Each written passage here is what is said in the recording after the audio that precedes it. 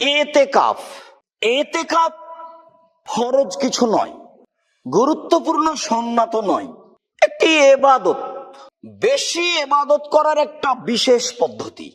কেউ যদি বেশি ইবাদত করতে চায় তাহলে এই পদ্ধতি গ্রহণ করতে হবে, নিজেকে আটকিয়ে দেওয়া। প্রত্যেক মসজিদেই পাড়ার পক্ষ থেকে অন্তত একজনকে এতেকাফ করতে হবে, কথাটি মিথ্যে। নইলে গ্রামবাসী পাপী হবে, কথাটি মিথ্যে। কোনো একজন লোককে নিয়ে এসে এতেকাফ করাতে হবে, কথাটি মিথ্যে। ধর্ম এরকম পাগল নয়। আয়েশা রাদিয়াল্লাহু তাআলা আনহা বলেন, কানান নবী সাল্লাল্লাহু আলাইহি সাল্লাম ইয়াতাকিফুল আশরাল আওয়াখিরা।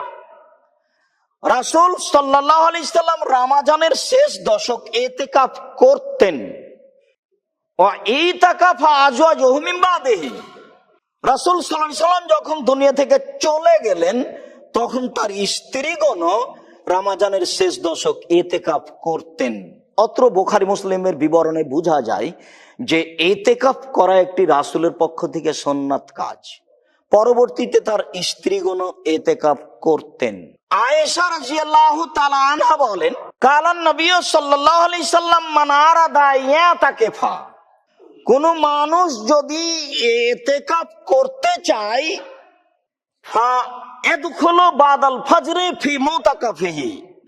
তাহলে সে প্রবেশ করবে তার ইতিকাফের স্থানে ফজরের সালাতের পর। অত্র মুসলিম গ্রন্থে ইতিকাফের ঘরে ফজরের সালাতের পরে ঢোকার কথা বোঝা যায়। বিবরণে একাধিক হাদিস অনুযায়ী বোঝা যায় আসলে প্রবেশটি মাগরিবের পরে। সারা রাত ইবাদত করেছে, সারা রাত ইবাদতের পরে ওই ফজরের সালাতের পরে নির্ধারিত জায়গায় প্রবেশ করেছে, তাই এখানে ফজরের পরে প্রমাণ হয়েছে। অন্যথায় 20 রমজান পার হওয়ার পরে 21 রমজান মাগরিবের পর থেকেই শেষ দশক আরম্ভ হয়। অতএব ইতিকাফ শেষ দশক করতে হলে 20 রমজান পার হওয়ার পরে 21 রমজানের মাগরিবের পর থেকেই ইতিকাফ আরম্ভ করতে হবে। আরবিতে দিন শুরু হয় সূর্য ডোবার পর থেকে, আর অন্য ভাষায় ইংরেজি ভাষায় দিন শুরু হয় রাত 12টার পর থেকে। যার কারণে একটা সন্তান জন্ম নিয়েছে মাগরিবের পরে, সে পরের দিনে চলে যাবে। যে সন্তান মাগরিবের আগে জন্ম নিয়েছে সেই সন্তান আগের দিনেই থাকবে। এই হিসাব হলে 12টার পরে হতো। ইতিকাফ, আয়েশা রাদিয়াল্লাহু তাআলা আনহা বলেন, আস-সুন্নাতু লিল মুতাকিফ। ইতিকাফকারীর জন্য সুন্নাত হচ্ছে আল্লাহ ইয়াউদা মারিদান, অসুস্থ মানুষকে দেখতে যেতে পাবে না। ওয়ালা ইয়াশহাদা জানাজা, কোন জানাজায় উপস্থিত হতে পাবে না। ওয়ালা ইয়ামুসাল মারা, স্ত্রীর নিকটে যেতে পাবে না। ওয়ালা ইউবাশিরাহা, তার শরীরের সাথে শরীর লাগাতে মিলাতে পাবে না।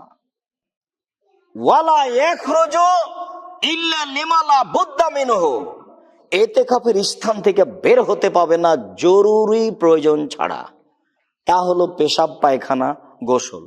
জরুরি প্রয়োজন ছাড়া ইতিকাফের স্থান থেকে বের হতে পাবে না। ওয়ালা ইতিকাফা ইল্লা বিসাওমিন, সিয়াম ছাড়া ইতিকাফ হয় না। ওয়ালা ইতিকাফা ইল্লা ফি মসজিদিল জামে, জুমা মসজিদ ছাড়া ইতিকাফ হয় না। জরুরি কথা। যারা বলেছেন একদিন ইতিকাফ করা যায়, 3 দিন ইতিকাফ করা যায়, তাদের কথাগুলি হবে প্রমাণবিহীন। বুখারী মুসলিমের এক হাদিসে রয়েছে যে ওমর রাদিয়াল্লাহু তাআলা আনহু বলছেন, আল্লাহর নবী, আমি কাবা ঘরে একদিন ইতিকাফের মানত মেনেছিলাম। তখন রাসূল সাল্লাল্লাহু আলাইহি ওয়াসাল্লাম তাকে বললেন, ঠিক আছে আওফে, তুমি এটা পূর্ণ করে নাও। হাদিসটি বুখারী মুসলিমে রয়েছে। এই কথার অর্থ এই নয় যে একদিন ইতিকাফ করতে আল্লাহ রাসূল বললেন। রাসূল সাল্লাল্লাহু আলাইহি ওয়াসাল্লাম তাকে বললেন এই জন্য যে তিনি মানত মেনেছিলেন, মানত পূরণ করতে হবে, জরুরি। মানত পালন করে কিছু হয় না, কিন্তু আপনি যে একটা ছাগল মানত মেনেছেন, গরু, তা আল্লাহ রাসূল বলছেন কিছুই হবে না, তবে ওটা নেকির কাজ, তো ওটা করলে তার কৃপণতা দূর করা হবে ওই দিক দিয়ে। এমনিতে তার কোনো উপকার হবে না, তবে মানত বাস্তবায়ন করতে হবে, জরুরি। মানত বাস্তবায়ন করতে হবে জরুরি, তাই তিনি বললেন তাহলে একদিন কাবা ঘরে ইতিকাফ করে নাও।